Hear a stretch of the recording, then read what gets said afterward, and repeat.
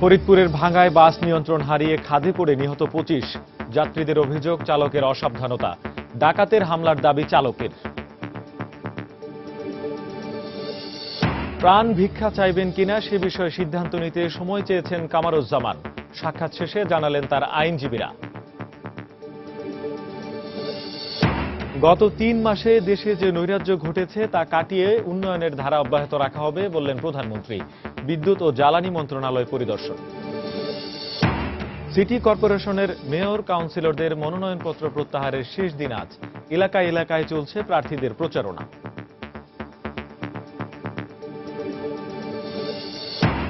এবং শুষ্ক মৌসুমে মরা তিস্তা হঠাৎ করেই ফিরে পেয়েছে প্রাণ। প্রতিটি সেচ ক্যানেল এখন পানিতে টইটুম্বুর। কৃষক জেলে সবার মধ্যে স্বস্তি।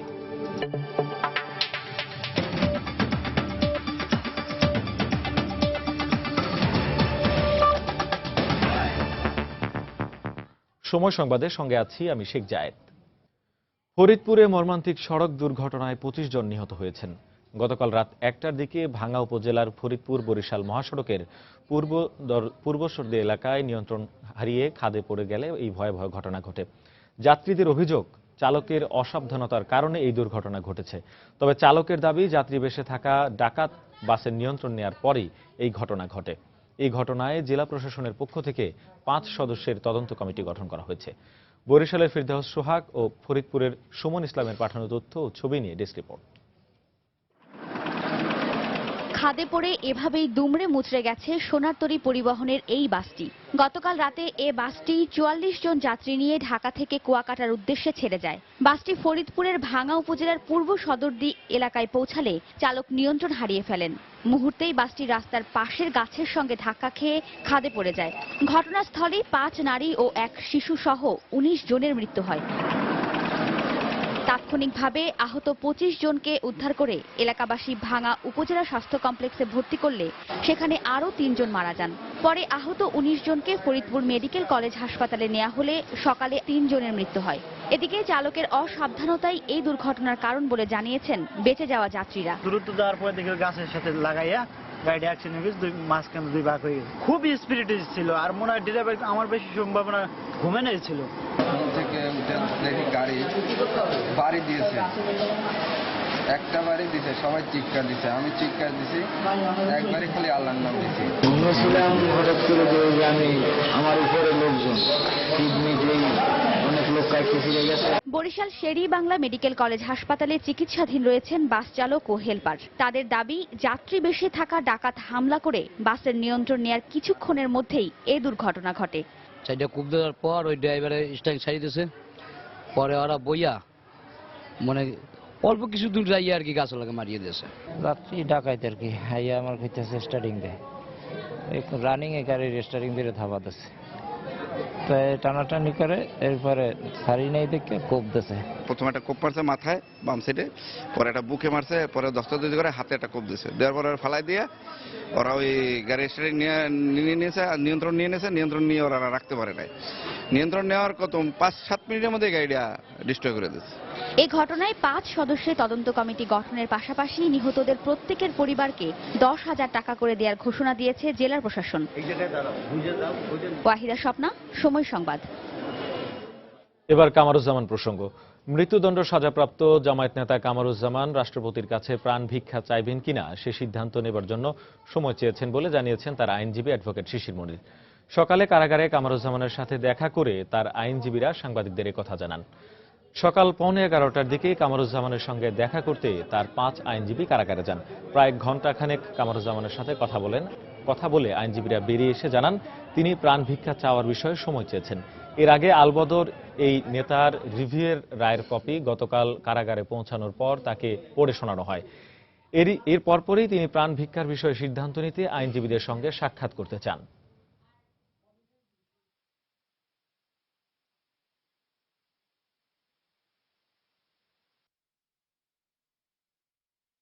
জেল কর্তৃপক্ষ গতকালকে মহামান্য আপিল বিভাগের রায়ের পূর্ণাঙ্গ কপি তাকে পড়ে শুনিয়েছেন।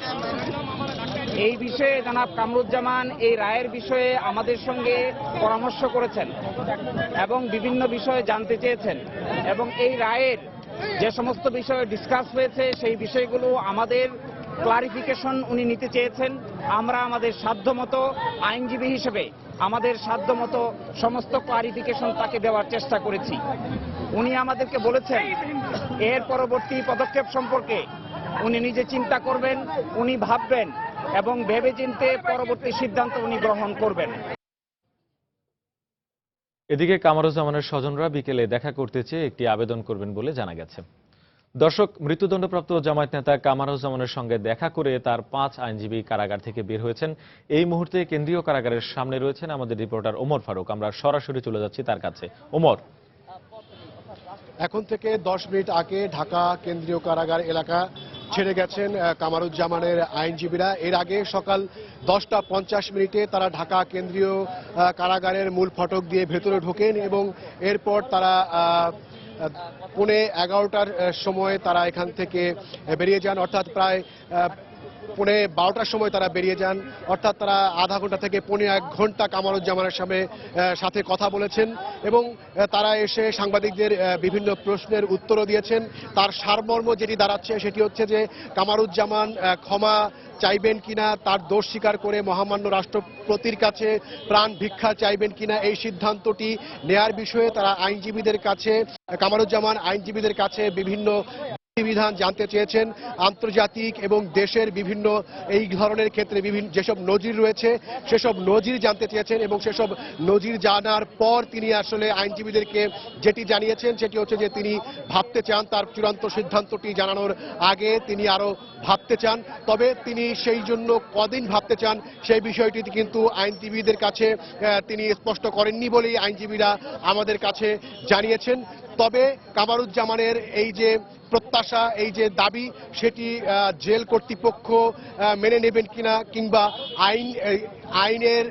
আইনে এই মুহূর্তে এই ধরনের সুযোগ আছে কিনা, বিশেষ করে আন্তর্জাতিক অপরাধ ট্রাইব্যুনালের শাস্তিপ্রাপ্ত একজন যুদ্ধ অপরাধী এই ধরনের সুযোগ পাবেন কিনা সে বিষয়ে কামারুজ্জামানের আইনজীবীরা বলছেন যে বিতর্ক আছে।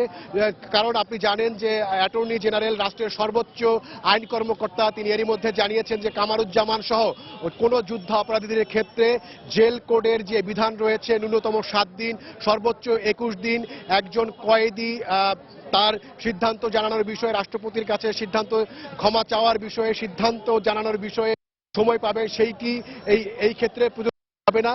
এই ক্ষেত্রে সম্পূর্ণভাবেই সরকার নির্ধারণ করবে এবং কামারুজ্জামান যে কোনো কয়েদিকে জানার পরে কয়েদির সাথে সাথে জানাবেন এবং স্বরাষ্ট্র মন্ত্রণালয় আসলে তাৎক্ষণিকভাবে সিদ্ধান্ত নিবে বা এর সময় দিনক্ষণ স্বরাষ্ট্র মন্ত্রণালয় ঠিক করবে। এই বিষয়টি আসলে আন্তর্জাতিক অপরাধ ট্রাইব্যুনালের যেই বিধিবিধান রয়েছে সেখানে এটি বলা আছে বলে অ্যাটর্নি জেনারেল জানিয়েছেন।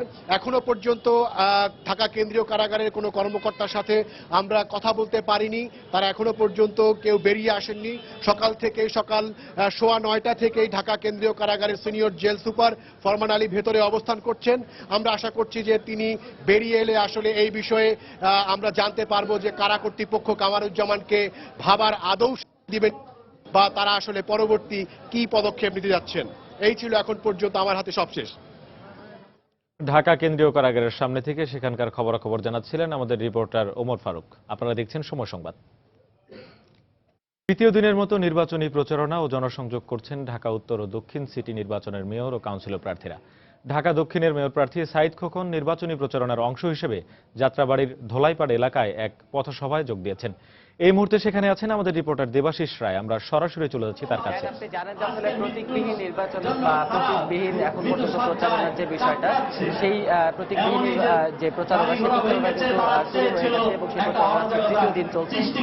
এই মুহূর্তে আসলে যে প্রচারণার অংশ হিসেবে যে কার্যক্রম, সেই কার্যক্রমে আমরা এই মুহূর্তে আছি ধোলাইপাড় এলাকায় যে আওয়ামী লীগ সমর্থিত ঢাকা দক্ষিণ সিটি কর্পোরেশনের প্রার্থী রয়েছেন সাইদ খোকন, সেই সাইদ খোকন কিন্তু একটা পথসভা করছেন। আপনারা দেখতে পাচ্ছেন সেই পথসভায় এখানে উপস্থিত রয়েছেন ঢাকা দক্ষিণ সিটি কর্পোরেশনের যে আওয়ামী লীগের পক্ষ থেকে, কেন্দ্রীয় আওয়ামী লীগের পক্ষ থেকে যে নির্বাচন সমন্বয়ক ঠিক করে দেওয়া হয়েছে সাবেক খাদ্যমন্ত্রী আব্দুর রাজ্জাক, উনি বক্তব্য রাখছেন। পাশাপাশি এখানে এই এলাকার অর্থাৎ ঢাকা 4 আসনের যে সংসদ সদস্য রয়েছেন তারাও তার সঙ্গে রয়েছেন। পাশাপাশি কিন্তু মহানগর আওয়ামী লীগের যে নেতৃবৃন্দ তাকেও সেই নেতৃবৃন্দকেও আমরা তার সঙ্গে দেখতে পেয়েছি। উনি পথসভায় যারা এই এলাকার প্রার্থী রয়েছেন বা এই এলাকার যারা কাউন্সিলর প্রার্থী রয়েছেন তারাও অনেকে তার সঙ্গে রয়েছেন। মূলত তিনি চেষ্টা করছেন যে এখানে যারা ভোটার রয়েছেন অর্থাৎ এই এলাকার যারা ভোটদাতা রয়েছেন, আপনার যারা ভোটদাতা রয়েছেন সেই ভোটদাতাদের সঙ্গে কথা বলছেন, তাদের মানসিকতা বোঝার চেষ্টা করছেন। সেই জায়গা থেকে কিন্তু উনি সকাল থেকে কার্যক্রম এখানে চালিয়ে যাচ্ছেন এবং এখন পর্যন্ত আমরা দেখেছি যে প্রচুর পরিমাণ সমর্থক তার সঙ্গে রয়েছে, তার সঙ্গে বিভিন্ন এলাকাগুলোতে তারাও যাচ্ছেন। এখানে এখন পর্যন্ত যারা উপস্থিত রয়েছেন কেন্দ্রীয় নেতারা, তারাও সেই প্রার্থীর পক্ষে যারা ভোটদাতা রয়েছেন বা যারা এখানে নাগরিক রয়েছেন তাদেরকে আসলে তাদের সেই সমর্থন প্রার্থনা করছেন তাদের কাছ থেকে আমরা লক্ষ্য করেছি। পাশাপাশি আরেকটা জিনিস যদি আপনাদেরকে জানাই যে আগামীকাল যেহেতু প্রতীক বরাদ্দের দিন নির্ধারণ করা হয়েছে, সেই প্রতীক বরাদ্দের দিন নির্ধারণ করার আগের দিন পর্যন্ত অর্থাৎ আজকে যে আনুষ্ঠানিক প্রচারণা সেই প্রচারণা বিকেল পর্যন্ত চলবে এবং তার পাশাপাশি আগামীকালকে প্রতীক বরাদ্দ হয়ে গেলে হয়তো বা প্রচারণার নতুন মাত্রা যোগ হবে। তো এখন পর্যন্ত আসলে এরকম পথসভা বা এমন বিভিন্ন এলাকায় গণসংযোগের মাধ্যমেই কিন্তু এই আনুষ্ঠানিক প্রচারণা চলছে ঢাকা দক্ষিণ সিটি কর্পোরেশনে। এই ছিল এখন পর্যন্ত ঢাকা দক্ষিণ সিটি কর্পোরেশনের আনুষ্ঠানিক প্রচারণা সর্বশেষ খবর। চাই তৃতীয় দিনের মতো নির্বাচনী প্রচারণা ও জনসংযোগ করছেন ঢাকা উত্তর ও দক্ষিণের সিটি নির্বাচনের মেয়র ও কাউন্সিলর প্রার্থীরা। ঢাকা দক্ষিণের মেয়র প্রার্থী সাইদ খোকনের নির্বাচনী প্রচারণার খবরাখবর জানাচ্ছিলেন আমাদের রিপোর্টার দেবাশিস রায়। সময় সংবাদে আরো থাকছে। মেহেরপুরে ডাকাতির প্রস্তুতিকালে গ্রামবাসীর গণপিটুনিতে 3 জন নিহত, আহত 1। এবং চট্টগ্রামে ইলেকট্রনিক্স পণ্যের গোডাউনে পুলিশ অভিযানে বিপুল পরিমাণ স্বর্ণালংকার ও স্বর্ণের বার উদ্ধার, আটক 2।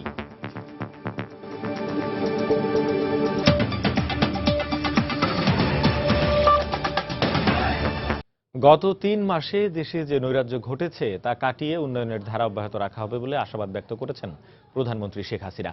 বিদ্যুৎ ও জ্বালানি মন্ত্রণালয় পরিদর্শন শেষে তিনি কথা বলেন। এ সময় প্রধানমন্ত্রী আশা প্রকাশ করে বলেন, বাংলাদেশের যে বিশাল সমুদ্রসীমা অর্জিত হয়েছে সেখানে গ্যাসের পাশাপাশি তেলও পাওয়া যাবে, আর এজন্য অনুসন্ধান কার্যক্রম আরও জোরালো করতে বিদ্যুৎ মন্ত্রণালয়কে নির্দেশনা দেন তিনি। বাংলাদেশটাকে একটা মধ্যমায়ের দেশে আমরা গড়ে তুলতে চাই, আর সেখানে যদি দেখি যে জ্বালাও পোড়াও, মানুষের ক্ষতি করা, মানুষকে পুড়িয়ে মারা, সেই সাথে সাথে বিদ্যুৎ কেন্দ্র থেকে শুরু করে সবকিছু পুড়িয়ে দেওয়া, এটা সত্যি দেশের জন্য খুব দুর্ভাগ্যের। কোনো রাজনীতিবিদ যার দেশের প্রতি এতটুকু দরদ আছে, এতটুকু ভালোবাসা আছে, মায়া আছে, বা দেশের স্বার্থে যে রাজনীতি করে, সে কখনো এই ধরনের ধ্বংসাত্মক কাজ করতে পারে না। কারণ যে জনগণের জন্য রাজনীতি, সেই জনগণকেই যদি পুড়িয়ে মারা হয় তাহলে এটা আবার কোন ধরনের, এ তো পুরো রাজনীতির উপরেই একটা বদনাম দেওয়া। কিন্তু আমাদের দুর্ভাগ্য যে বাংলাদেশে এই ঘটনা গত প্রায় 3 মাস ধরে এই ধরনের ঘটনা ঘটে গেছে। যাই হোক, আমরা আশা করি যে অবস্থা থেকে আমরা উত্তরণ ঘটিয়ে আমাদের উন্নয়নের অগ্রযাত্রা অব্যাহত রাখতে পারবো। মৃত্যুদণ্ড সাজাপ্রাপ্ত জামায়াত নেতা কামারুজ্জামান রাষ্ট্রপতির কাছে প্রাণ ভিক্ষা চাইবেন কিনা সে সিদ্ধান্ত নেবার জন্য সময় চেয়েছেন বলে জানিয়েছেন তার আইনজীবীরা। এ বিষয়ে সচিবালয়ের স্বরাষ্ট্র প্রতিমন্ত্রী আসাদুজ্জামান খান কামাল ব্রিফ করছেন। আমরা সরাসরি চলে যাচ্ছি সেখানে। তিনি বারবার সময় চাচ্ছেন, তা আমরা তাকে ফাইনালি আবারও জিজ্ঞাসা করব। যদি তিনি পজিটিভ কিছু বলেন যে সময় চান, তাহলে আমরা মহামান্য রাষ্ট্রপতির কাছে পাঠিয়ে দিব তার আবেদনটি। আর যদি না চান তাহলে আমরা জেল কোড অনুযায়ী যা করার সেটি আমরা করব। মানুষ আসলে জানতে চাচ্ছে যে আসলে কখন এক্সিকিউশনটা হবে। আদালতের রায় চলে গেছে, এখন কখন সময় নির্ধারণ করার কিন্তু ব্যাপার এটা নয়। ব্যাপারটা হলো যে আমরা আইন যেটা বিচার হয়েছে সেই অনুযায়ী কাজটা আমরা করতে যাচ্ছি এবং করছি, এবং সেটা যেই ধরনের নির্দেশনা আসছে সেই নির্দেশনা অনুযায়ী আমরা এটা করছি। এবং আপনারা খুব শীঘ্রই দেখতে পারবেন যে আমরা নির্দেশনা অনুযায়ী তার যেটা করণীয় সেটা আমরা অবশ্যই করব। কিন্তু গণজাগরণ মঞ্চ সহ বেশ কিছু লোক প্রশ্ন তুলেছেন যে এই যে আইনজীবীদের সাথে দেখা করা বা কালকে রায়ের কপি চলে যাওয়ার পরে কাদের মোল্লার ক্ষেত্রে যেটা হয় এই ক্ষেত্রে সময় দেওয়া হচ্ছে, কেন এই সময়টা না না, সময় দেওয়ার কোনো প্রশ্ন আসে না। কিছু জেল কোর্ট আছে, কিছু রয়ে গেছে, হাইকোর্টের নির্দেশনা রয়েছে, সেগুলি মিলিয়ে ঝুলিয়ে আমরা যা করার করছি। আমরা যেটুকুই করছি, যেটা আইনসম্মতভাবে যেটা করার সেটি আমরা করছি। না না, কোনো দেরি হচ্ছে না। একটা কনফিউশন তৈরি হয়ে যাচ্ছে। না না, কোনো সময় পাবেন কেউ বলছেন না।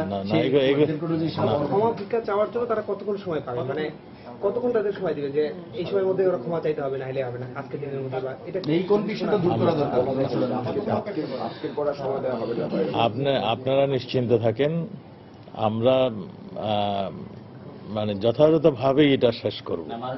আপনারা যেই প্রশ্নটা জিজ্ঞাসা করছেন সেটার জন্য আমাদের যে ম্যাজিস্ট্রেট সাহেব তার কাছে কিছুক্ষণের মধ্যেই যাবেন।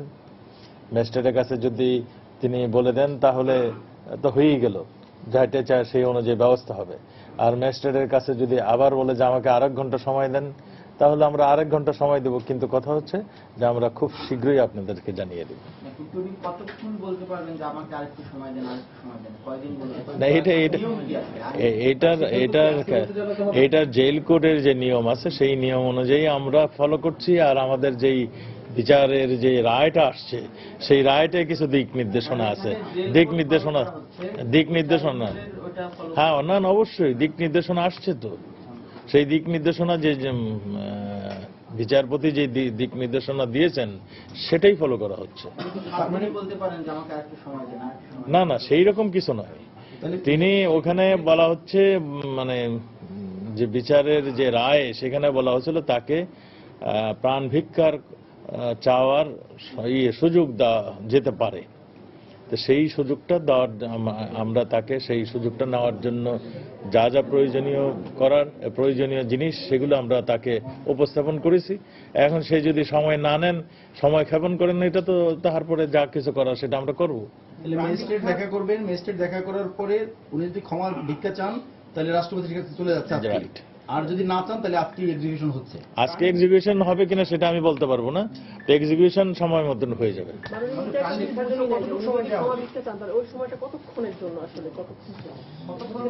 আমরা তো বললাম আমরা ম্যাজিস্ট্রেট কিছুক্ষণ মধ্যে পাঠাবো। উনি যেহেতু আমাদের জেলারের কাছে বলেছেন যে তাকে আরো সময় দেওয়ার জন্য, আমরা ধরেন কিছুক্ষণ পরেই আমরা আবার পাঠাবো। পাঠিয়ে তার মতামত নেব। তার মতামত অনুযায়ী আমরা যদি তিনি ক্ষমা চান, ক্ষমা চাইলে আমরা মহামান্য রাষ্ট্রপতির কাছে পাঠিয়ে দিব আবেদনটি।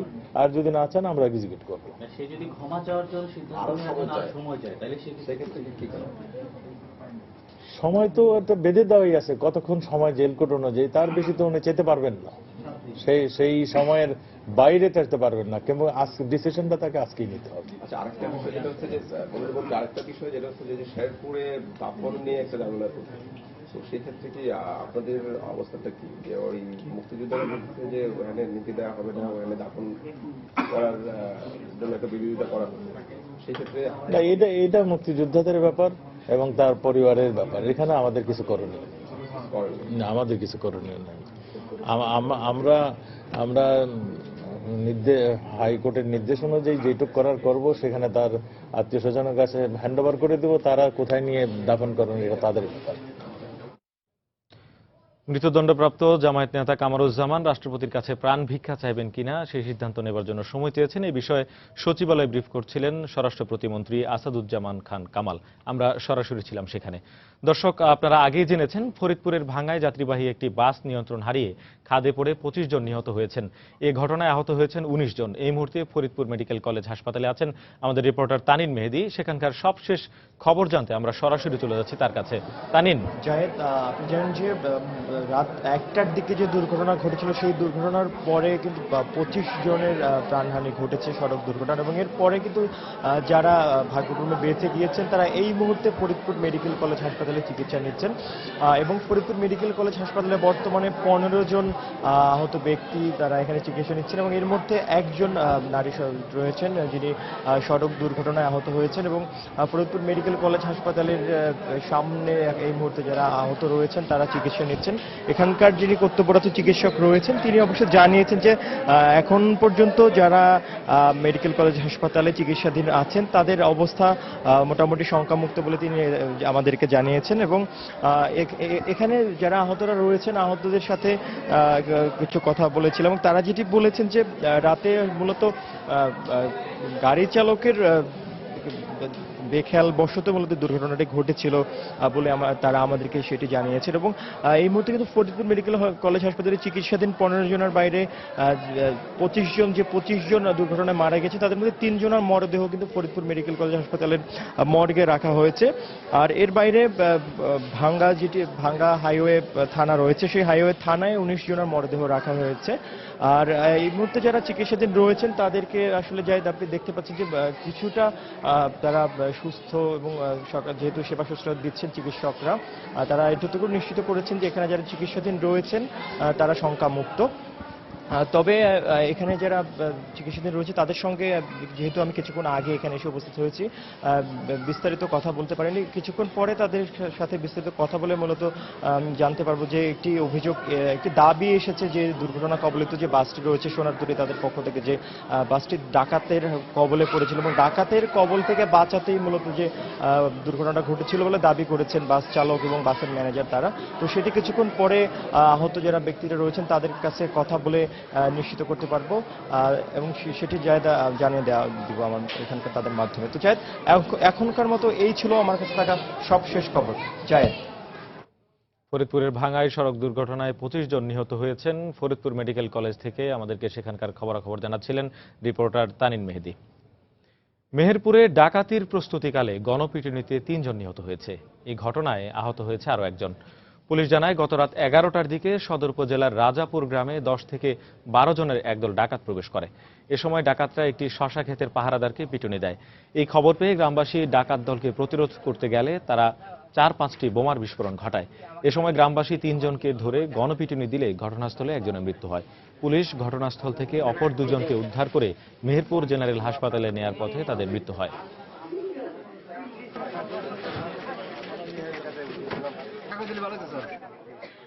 চট্টগ্রামে একটি ইলেকট্রনিক্স পণ্যের গোডাউনে বিপুল পরিমাণ স্বর্ণালংকার ও স্বর্ণের বারের সন্ধান পেয়েছে পুলিশ।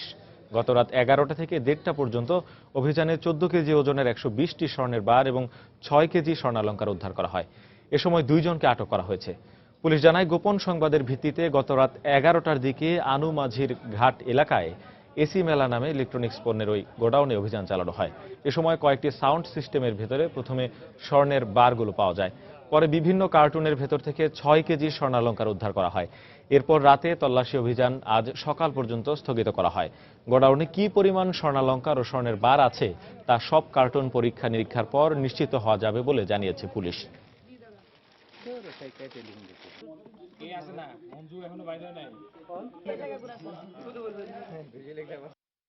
আমাদের ব্যাগেজ আসতো, ওগুলো ডেলিভারি দিতাম, এগুলো আর বেশি কিছু জানি না। কারা আনতো এগুলো আমাদের পট দিয়ে আসতো বাইরে থেকে, মালিক আনতো আর এই এক চালানটা হয়তো ধরা পড়লো, আরো হয়তো কত চালান এইভাবে পার হয়ে গেছে। যে পথে এগুলো পাচার করা হচ্ছিল যদি সেগুলো সঠিক পথে এসে থাকে এবং সঠিক ব্যবসার যদি স্বর্ণ হয় তাহলে তো নিশ্চয়ই এইভাবে আসার কথা না। অবশ্যই এটা সাধারণ মানুষের কারবার না। তো ফলে কারা জড়িত আছে আমরা তদন্ত সাপেক্ষে এটা বের করতে পারবো। শুষ্ক মৌসুমে মরা তিস্তা হঠাৎ করেই যেন প্রাণ ফিরে পেয়েছে। আর এতে কৃষক, জেলে সবার মধ্যে ফিরে এসেছে স্বস্তি। প্রতি বছরই এ সময় পানির জন্য হাহাকার করেন কৃষকরা, কিন্তু এবার অবিশ্বাস্যভাবে হঠাৎ করেই সে অবস্থা বদলে গেছে। আকস্মিক উজানের ঢলে তিস্তা নদীতে এখন চাহিদার চেয়েও বেশি পানি। প্রতিটি সেচ ক্যানেল পানিতে টইটম্বুর হওয়ায় এলাকার সবাই দারুণ খুশি। নীলফামারীর তিস্তা ব্যারেজ এলাকা ঘুরে এসে তারিকুল ইসলামের ক্যামেরায় বিস্তারিত জানাচ্ছেন মানিক সরকার। গত শনিবার রাত থেকে হঠাৎ করে ভারতীয় উজানের ঢল বৃদ্ধি পায়। নীলফামারীর ডালিয়া এবং লালমনিরহাটের হাতীবান্ধায় সেচ প্রকল্প তিস্তা ব্যারেজ এলাকায় চাহিদার চেয়েও এখন অনেক বেশি পানি সরবরাহ হচ্ছে। এতে এলাকার কৃষকরা আনন্দে আত্মহারা। মমতা বন্দ্যোপাধ্যায় তিনি আশ্বস্ত করেছিলেন আমাদেরকে যে তিস্তা পানি চুক্তি সম্বন্ধে, তো উনি দেশে ফিরে যাওয়ার পর থেকে আমরা তার সুফল পাওয়া শুরু করছি। পানি পাওয়া যাচ্ছে, মাছ আছে, মাছও পাওয়া যায়, সব দিকে পাওয়া যায়। মাছ টাছ পাইতেছি, এখন অন্যান্য কাজও চলছে, আমাদের ক্ষেত খোলার কাজ চলছে। এখন সেচ নির্ভর এই বোরো মৌসুমে কদিন আগেও পানির জন্য যেসব কৃষককে চিলচাতকের মতো হাঁসফাঁস করতে দেখা গেছে, আজ এই বাড়তি পানি পেয়ে তাদের ক্ষেতের ফসলের মতোই হৃদয় যেন সিক্ত এখন।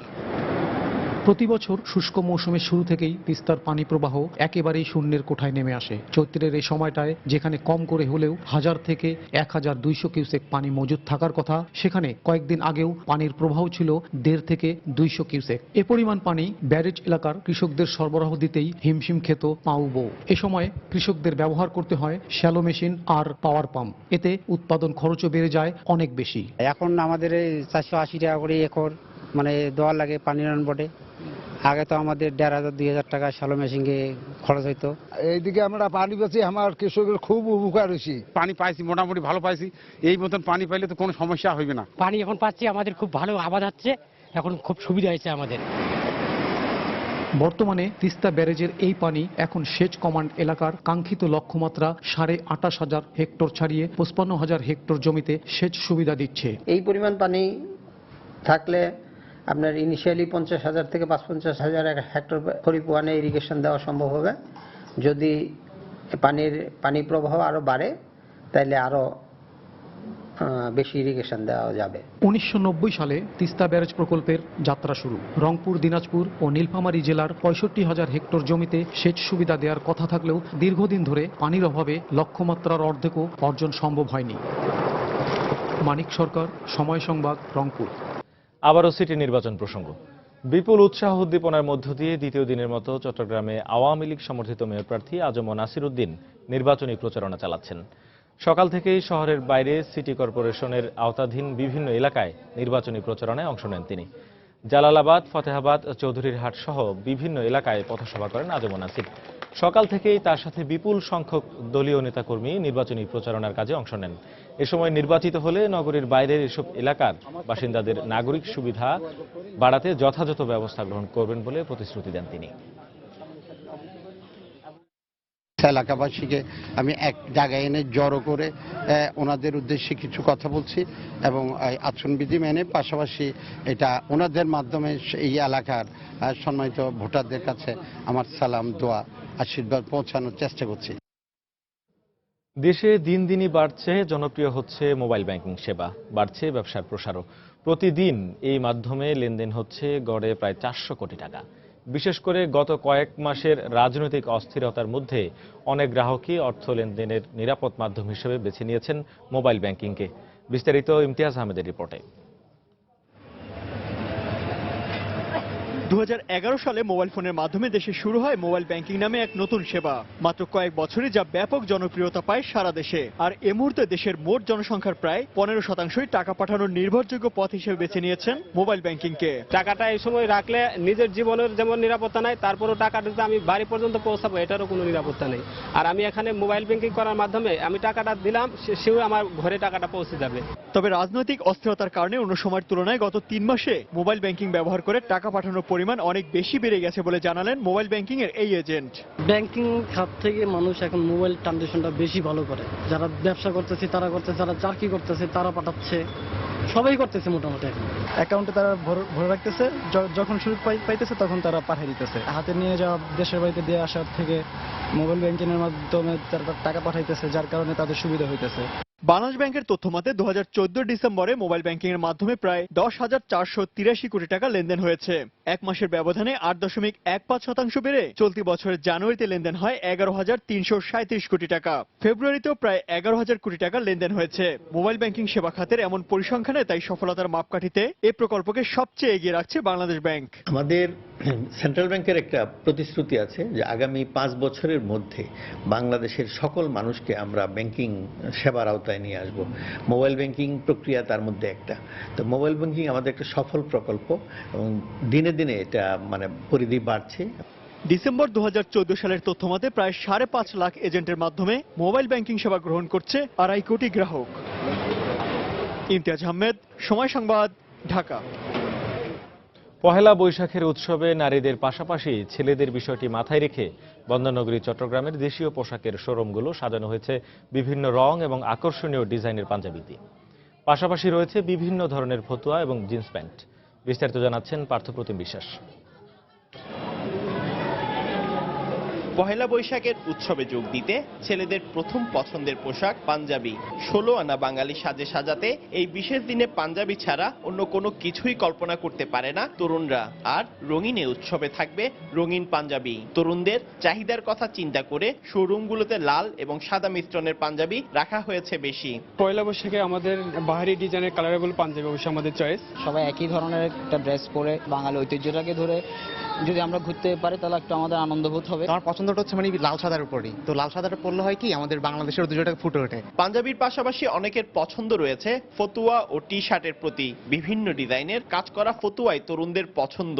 এক্ষেত্রে অনেকে যেমন এসেছে নিজের জন্য কিনতে, আবার পরিবারের সদস্যদের জন্যও কিনছেন অনেকে। প্রিভিয়াস ইয়ারগুলোতে জাস্ট জিন্সের প্যান্ট বেশি পরেছি, তাই এবার একটু ডিফারেন্ট আছে। পয়লা বৈশাখ উপলক্ষে ইয়েলো কালার হলুদ টাইপের পাঞ্জাবি পছন্দ বেশি। কেউ চায় একটু খুব ব্রাইট, কেউ লাইটের মধ্যে, এই আর কি রুচির উপর ডিপেন্ড করছে। পাঞ্জাবি কিংবা ফতুয়া, তার সাথে প্রয়োজন মানানসই জিন্স। এক্ষেত্রে পাঞ্জাবির সাথে নীল জিন্স বিক্রি হচ্ছে সবচেয়ে বেশি। ফতুয়া মোটামুটি ভালো, আপনার পাঞ্জাবিও ভালো, রেড কালার, হোয়াইট, ব্ল্যাক এগুলাই বেশি চলে। রেট তো অনেক চিপ রেট রাখা হয়েছে, আপনার 780 থেকে শুরু করে আপনার 1050 পর্যন্ত ফতুয়া রেট রাখা হয়েছে। আর মোটামুটি সেলটা ভালো আছে। পছন্দের পোশাকের দাম নিয়ে কিছুটা অসন্তুষ্ট ক্রেতারা, তবে বিক্রেতাদের দাবি এবছর পোশাকের দাম সাধারণ ক্রেতাদের নাগালের মধ্যে রয়েছে। এক একটা জায়গাতে এক এক রকম প্রাইস। শোলপিকে একটু প্রাইস বেশি, দেশি দশে এই 200 একটু প্রাইস কম আছে। শর্ট পাঞ্জাবি যেগুলো 600 থেকে শুরু করে আমাদের 1450-এর ভিতরে, সবকিছুই রিজনেবল প্রাইজের ভিতরে। পহেলা বৈশাখের উৎসবকে সামনে রেখে দিন দিন বিক্রির পরিমাণ বাড়ছে। দেশের রাজনৈতিক পরিস্থিতি ভালো থাকলে এবার বিক্রি অনেক বেশি হবে বলে মনে করছেন বিক্রেতারা। পার্থপ্রতিম বিশ্বাস, সময় সংবাদ, চট্টগ্রাম। রাজধানীতে দুর্বৃত্তদের গুলিতে নিহত হয়েছেন যুবলীগ নেতা মোহাম্মদ আরিফ। বুধবার রাতে খিলগাঁও ফ্লাইওভার এলাকায় রিকশা থামিয়ে তাকে গুলি করে হত্যা করে দুর্বৃত্তরা। ঢাকা মেডিকেল কলেজ হাসপাতালে নেওয়া হলে চিকিৎসাধীন অবস্থায় তিনি মারা যান। নিহতদের স্বজনরা জানিয়েছেন, খিলগাঁও 2 নং ওয়ার্ড যুবলীগের সহ সম্পাদক ছিলেন মোহাম্মদ আরিফ। তাদের অভিযোগ, রাজনৈতিক দ্বন্দ্বের কারণে তাকে গুলি করে হত্যা করেছে এলাকার সন্ত্রাসীরা। এদিকে আরিফের মৃত্যুর খবরে স্থানীয় যুবলীগের নেতাকর্মীরা হাসপাতালে ভিড় করেন। তারা ঘটনায় জড়িতদের চিহ্নিত করে দ্রুত গ্রেপ্তারের দাবি জানান। তবে পুলিশ বলছে, ঘটনায় কারা জড়িত তাৎক্ষণিকভাবে তা নিশ্চিত হওয়া যায়নি। পরিবারের পক্ষ থেকে মামলা করা হলে যথাযথ আইনি উদ্যোগ নেওয়া হবে।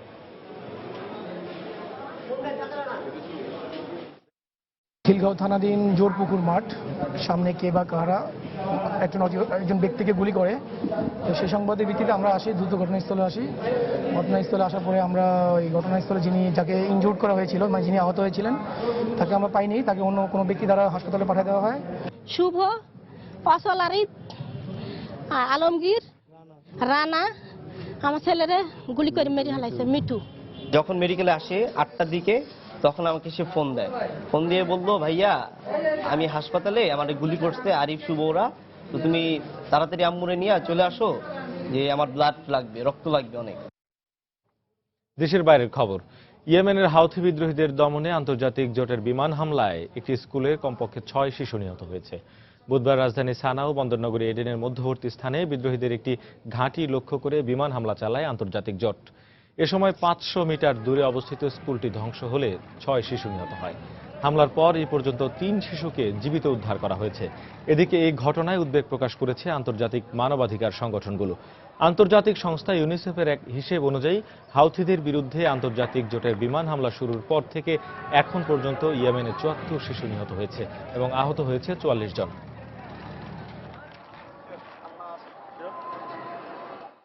বোস্টনের ম্যারাথনে বোমা হামলার ঘটনায় দোষী সাব্যস্ত হয়েছে জোখার সারনায়েভ। এই হামলায় এক পুলিশ কর্মকর্তাকে গুলি করে হত্যা করার অভিযোগ উঠেছে তার বিরুদ্ধে। 2013 সালের 15 এপ্রিল ম্যারাথনের ফিনিশিং লাইনে বোমা হামলার পর 3 জন নিহত হন এবং 264 জন আহত হওয়ার ঘটনায় সারনায়েভের বিরুদ্ধে আনা 30টি অভিযোগের সবগুলোই বুধবার প্রমাণিত হয়।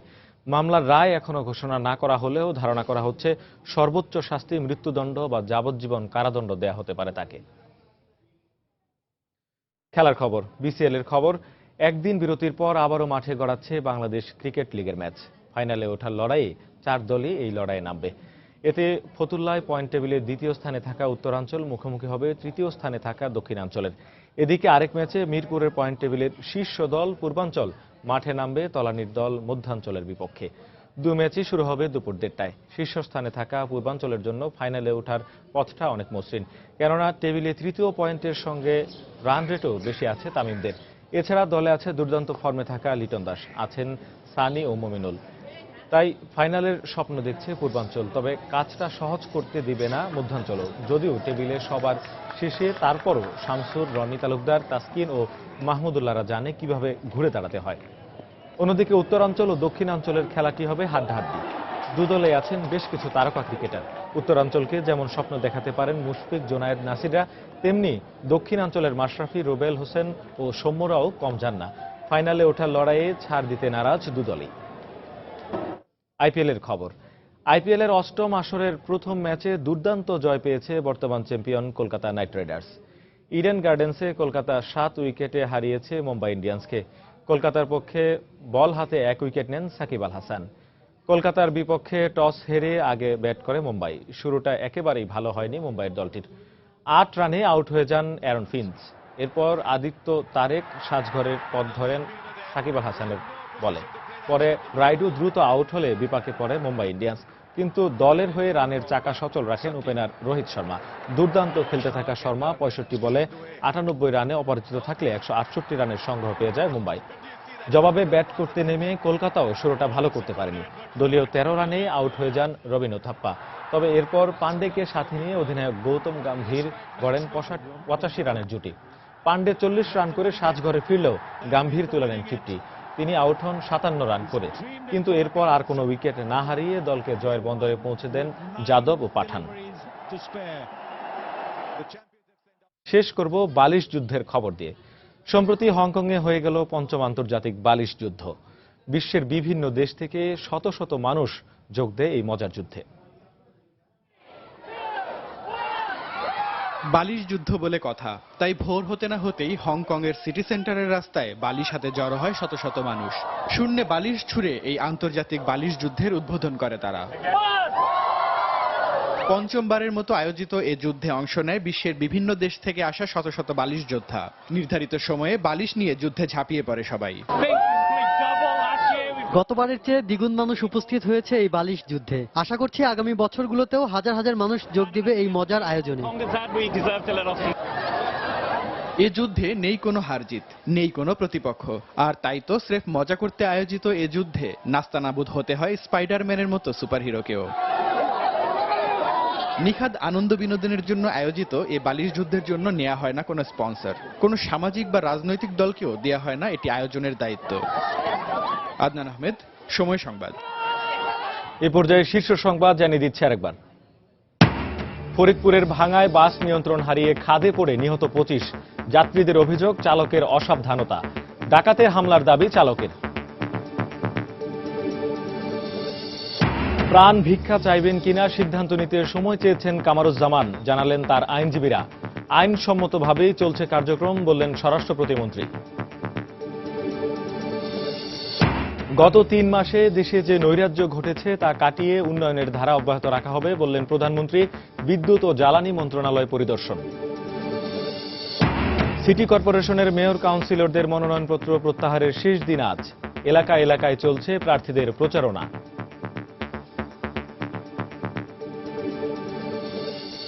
এবং শুষ্ক মৌসুমে মরা তিস্তা হঠাৎ করেই ফিরে পেয়েছে প্রাণ। প্রতিটি সেচ ক্যানেল এখন পানিতে টইটুম্বুর। কৃষক, জেলে সবার মধ্যে স্বস্তি। এই ছিল এখনকার মতো। যে কোনো খবর পেতে ভিজিট করুন সময়নিউজ.tv। যে কোনো বাংলা লিংক, রবি ও সিটিসেন নম্বর থেকে সময় সংবাদের খবর, অনুষ্ঠান সম্পর্কে জানতে এবং যে কোনো তথ্য সময় সংবাদকে জানাতে ডায়াল করুন 16242 নম্বরে। এছাড়া এই মাত্র পাওয়া খবর মোবাইলে পেতে SMS করুন *BN লিখে পাঠিয়ে দিন 16242 নম্বরে। সঙ্গে থাকুন সময়।